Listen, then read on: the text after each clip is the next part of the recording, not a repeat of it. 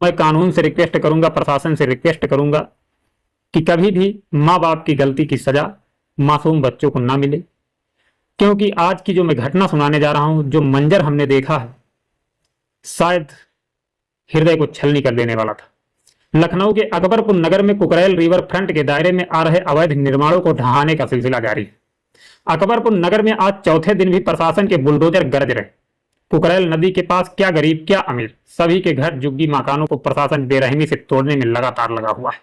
जिस समय मैं वहां पर पहुंचा उस समय हमने देखा कि मासूम बच्चे, छोटे छोटे बच्चे अपने माँ बाप से सवाल कर रहे हैं कि आखिर हमारे मकान कौन तोड़ रहा, हम लोगों ने क्या गलती की।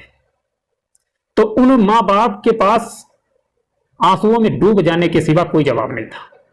बेचारे रो रहे थे, बिलख रहे थे, साथ में बच्चे भी बिलख रहे थे। बच्चे इतना ज्यादा परेशान थे चिलचिलाती धूप में कि अपना आत्मसमर्पण कर चुके थे, प्रशासन के सामने रिक्वेस्ट कर रहे थे, लेकिन वहां पर दया दिखाने वाला कोई नहीं था, बल्कि हालातों को देखकर डराने और धमकाने वाले लोग बहुत थे।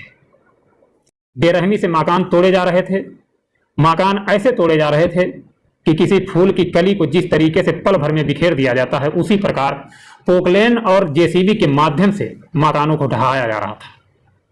लेकिन हम लोगों ने जिस समय देखा ऐसा मंजर, ऐसी स्थिति, उन मासूम बच्चों को देखा, तो हम लोगों का हृदय टूट गया। हम लोग मजबूर हो गए कि आखिर इन बच्चों की तरफ बोला जाए या प्रशासन की तरफ बोला जाए। प्रशासन के ऊपर सवाल उठाए जाएं या इन गरीब असहाय बच्चों के माँ बाप के ऊपर सवाल उठाया जाए। मैं रिक्वेस्ट करूंगा प्रशासन से कि कभी भी ऐसी नौबत देश में ना आए कि वो मासूम बच्चे जो दर दर की ठोकर खाने पर आज मजबूर हो चुके हैं, ऐसी नौबत ना आए कि पूरे देश में इसी तरीके से कोहराम मचे। अकबरपुर नगर जिस तरीके से टूट रहा है, लखनऊ का एक हिस्सा है, कुकरेल नदी के पास पड़ता है, जिस तरीके से ढहाया जा रहा है, शायद अगर प्रत्येक देहात के गांव को देखा जाए तो गांव के अंदर 50 बीघे नवीन प्रति की जमीन पड़ी हुई है। अगर इस तरीके से तोड़वाया जाएगा तो ना जाने कितने लोग रोड पर आ जाएंगे। तो खास तौर पर मैं रिक्वेस्ट करना चाहूंगा कि ऐसा मंजर देखने को ना मिले जिससे लोगों की आंखों में आंसू हो और प्रशासन के खिलाफ बद्दुआएं। खैर, हमने जब देखा मासूम बच्चे रो रहे थे, प्रशासन इतना निर्दयी हो चुका था, बच्चे आत्मसमर्पण कर चुके थे, प्रशासन के लोगों के सामने खड़े हुए गिड़गिड़ा रहे थे। कुछ बच्चों को हमने देखा कि प्रशासन पुलिस कर्मियों के पैरों में वो बच्चे पड़े हुए थे, रो रहे थे कि साहब किसी तरीके से हम लोगों को बख्श दीजिए, किसी तरीके से हमारे परिवार को बख्श दीजिए। लोग, उन बच्चों के माँ बाप इस तरीके से रो रहे थे कि वो मंजर देखने लायक नहीं था। लेकिन हमारे देश की सरकार इतनी निर्दयी हो चुकी है कि सरकार गरीबों के लिए कुछ नहीं करना चाहती। अमीरों के लिए तो ठीक है, अमीर के पास पैसा है, उसका मकान टूटेगा, फिर से आशियाना बना लेगा, लेकिन गरीब क्या करेगा, फुटपाथ पर आने को मजबूर हो जाएगा। और इस प्रदेश की सरकार इतनी निर्दयी है, उत्तर प्रदेश की सरकार इतनी निर्दयी है कि अभी एक बार वो गरीब लोग नजरों में चढ़े हैं तो उनके मकान टूट रहे हैं, दूसरी बार अगर फुटपाथ पर नजर आ जाएंगे वो लोग तो शायद उनको भी वहां से उठा करके फेंक दिया जाएगा। वहां पर पहुंचने के बाद हमने बहुत कुछ देखा। छोटे छोटे बच्चे प्रशासन के सामने विवश, लाचार, आत्मसमर्पण की अवस्था में खड़े हुए थे। उनको एक उम्मीद थी कि शायद प्रशासन के लोग हमारी मजबूरी को समझेंगे, हमारे मकान को बख्श देंगे, शायद हम लोग यहीं पर फिर रह पाएंगे। लेकिन ऐसा नहीं था। वहां पर रिक्वेस्ट को समझने वाला कोई था ही नहीं, उनकी दर्द भरी आवाज को सुनने वाला उस जगह पर कोई मौजूद ही नहीं था। मैं आपको बता दूं वहां पर प्रशासन के कितने लोग मौजूद थे। ये सारा का सारा नजारा देख रहे थे, लोगों को अपने सामने रोते बिलखते चिल्लाते हुए देख रहे थे, लेकिन उनकी तरफ कोई नहीं देख रहा था। सिर्फ और सिर्फ अपने काम पर फोकस था, अपने काम को बेरहमी से करते हुए जा रहे थे। किसी का मकान तोड़ रहे थे, किसी का शोरूम तोड़ रहे थे, किसी की बिल्डिंग तोड़ रहे थे। इस तरीके का काम चल रहा था। लेकिन सबसे खराब अगर कुछ लगा तो सबसे खराब ये लगा कि मैं जिस समय रिक्वेस्ट करने लगा पुलिस वालों से कि हमें अंदर जाने दिया जाए, किसी तरीके से हमें अंदर जाने दिया जाए, मैं प्रशासन के लोगों से बात करना चाहता हूं। इन मासूम बच्चों को देख करके हमारा कलेजा विदीर्ण हो रहा है, कलेजा छलनी हो रहा है। इन बच्चों की रिक्वेस्ट को मैं अपने हिसाब से प्रशासन के सामने पहुंचाना चाहता हूं, कृपया मुझे अंदर जाने दिया जाए। लेकिन पुलिस प्रशासन के कुछ लोगों ने हमारा मजाक उड़ाया कि ये लोगों का मसीहा बनकर के आया है, ये लोगों को बचाना चाहता है। एक व्यक्ति ने तो यहां तक कह दिया कि ये अगर बचाना चाहता है तो इसकी अगर औकात है तो ये बचा करके दिखा दे। खैर, कानून के सामने किसी की कोई औकात नहीं, क्या हमारी, क्या देश के किसी नागरिक की, किसी की कोई औकात नहीं है कानून के सामने।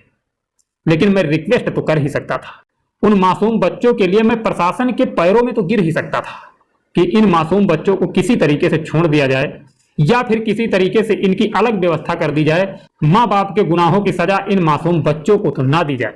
मैं इतना तो कर ही सकता था, लेकिन नहीं, लाठी के बल पर पुलिस प्रशासन ने ना तो मीडिया को अंदर जाने दिया और ना तो किसी आम नागरिक को अंदर जाने दिया।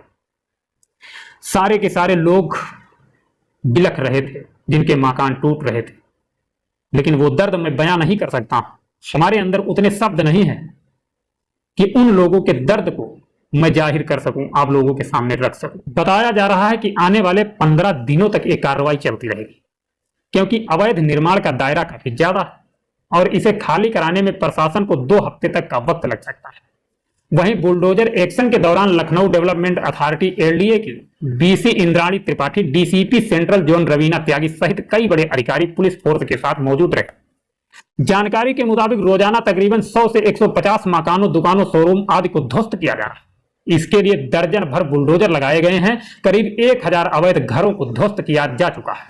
सुप्रीम कोर्ट ने इन्हें गिराने का आदेश दिया है। इसके साथ यहां बड़ी संख्या में कमर्शियल दुकानें भी हैं, इनको भी ध्वस्त किया जा रहा है। ये सभी कुकरैल नदी के किनारे बंधे पर बने हुए हैं। अधिकारियों की माने तो अकबरपुर नगर प्रथम 850 अवैध दुकानें व मकान हैं। शुरुआत बंधे की ओर से की गई। इन अवैध निर्माणों को जल्द तोड़ने के लिए पोकलेन, जेसीबी, बुलडोजर की संख्या बढ़ाई जाएगी। इससे पहले पुलिस फोर्स के साथ अकबर नगर की एक एक गली में मार्च किया गया और लोगों को 24 घंटे में घर खाली करने की चेतावनी दी गई। कई परिवार अपना अपना सामान छोड़कर निकल चुके हैं, जो बचे हैं वो भी छोड़ रहे हैं। मजबूरी में छोड़ेंगे, आखिर करेंगे क्या? मजबूरी में अपने रिश्तेदारों के टुकड़ों पर पलने को मजबूर है बेचारे, जाएंगे, आखिर करेंगे क्या? उत्तर प्रदेश सरकार के हाथ में तो कुछ है नहीं, हाथ में तो सब कुछ है, लेकिन उत्तर प्रदेश सरकार शायद गरीबों के लिए सरकार नहीं है। 5 किलो राशन जो देती है वो वोट के लिए देती है, क्योंकि 5 किलो राशन पर वोट लेना है। बाकी गरीबों के लिए इस देश में कुछ नहीं है। तो उत्तर प्रदेश सरकार से तो आशा और उम्मीद लगाना एकदम बेवकूफी होगी, क्योंकि उत्तर प्रदेश में प्रदेश के नागरिकों के लिए योगी सरकार शायद कुछ नहीं कर सकती। नतीजा सामने है, हम आप देख रहे हैं, मासूम बच्चे गिड़गिड़ा रहे हैं। मीडिया चैनलों पर आप लोगों ने भी देखा होगा किस तरीके से झुग्गी वाले बच्चे परेशान हैं, उनके माँ बाप परेशान है, रो रहे हैं, लेकिन कोई सुनने वाला नहीं है। खैर, उत्तर प्रदेश सरकार इतना तो कर ही सकती थी कि जिन लोगों के पास बिल्कुल मकान नहीं है, बाहर कहीं प्रॉपर्टी नहीं है, तो उनको बाहर कहीं मकान दिया जा सकता था, उस जगह से आप हटा सकते थे। लेकिन एक तरीका था, आप 700 से 800 स्क्वायर फीट में मकान तैयार करके परिवार को दे देते, बेचारे वो उसमें शिफ्ट हो जाते, आप आराम से तोड़ देते, कोई दिक्कत नहीं थी।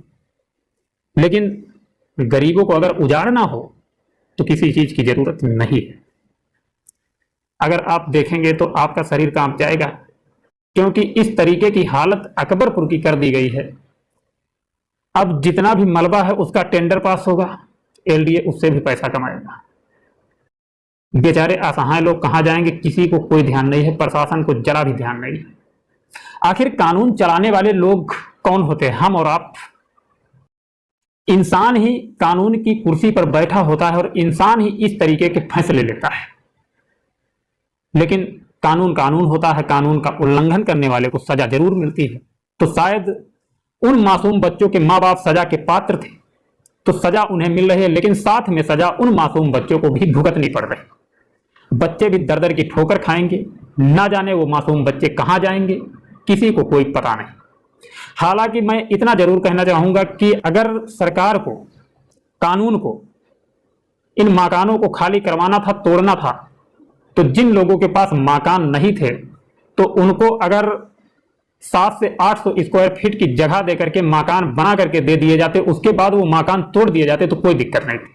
लेकिन आज जिन लोगों के पास रहने की व्यवस्था नहीं है, खाने की व्यवस्था नहीं है, मजदूरी के बल पर जो लोग जी रहे हैं उनके साथ इस तरीके का सलूक हो रहा है। उनके बच्चे कहां जाएंगे, उन बच्चों की शिक्षा कहां जाएगी, उन बच्चों का पेट कैसे भरेगा, इन सब चीजों के ऊपर सवाल है। लेकिन खैर, कानून है तो कानून के लिए तो कुछ भी कहा नहीं जा सकता है, क्योंकि कानून के दायरे में रह करके हम लोग भी बात करते हैं। तो कानून के बाहर कोई नहीं जा सकता है। संविधान में जो चीजें लिखी हैं वो सटीक है, एकदम सही है, स्पष्ट। तो उसके दायरे में हम लोगों को रहना पड़ेगा। ठीक है, अच्छी बात है, मकान टूट रहे हैं, कोई दिक्कत नहीं। बस दिक्कत यह है कि वो जो मकान तोड़ रहे हैं उन मकान में रहने वाले मासूम बच्चे दर दर की ठोकरें खाने पर मजबूर हैं। दिक्कत उनके लिए है। खैर, इस घटना से हम लेना चाहेंगे यार, मिलेंगे नेक्स्ट वीडियो में। तब तक अपने परिवार का ख्याल रखना, अपने आप का ख्याल रखना, और जो बच्चे बेघर हुए हैं उनको मैं क्या कह सकता हूं, मैं यही कहूंगा कि उत्तर प्रदेश सरकार से खास तौर पर दूरी बना करके रहें, क्योंकि इस बार नजर पड़ी है तो मकान टूट रहे हैं। अगली बार अगर फुटपाथ के ऊपर वही लोग जा करके टिकेंगे तो ये उत्तर प्रदेश सरकार बख्शेगी नहीं, उनको वहां से भी उठा करके फेंक देगी, क्योंकि इतनी निर्दयी सरकार है। खैर, मिलते हैं नेक्स्ट वीडियो में। जय हिंद, जय भारत।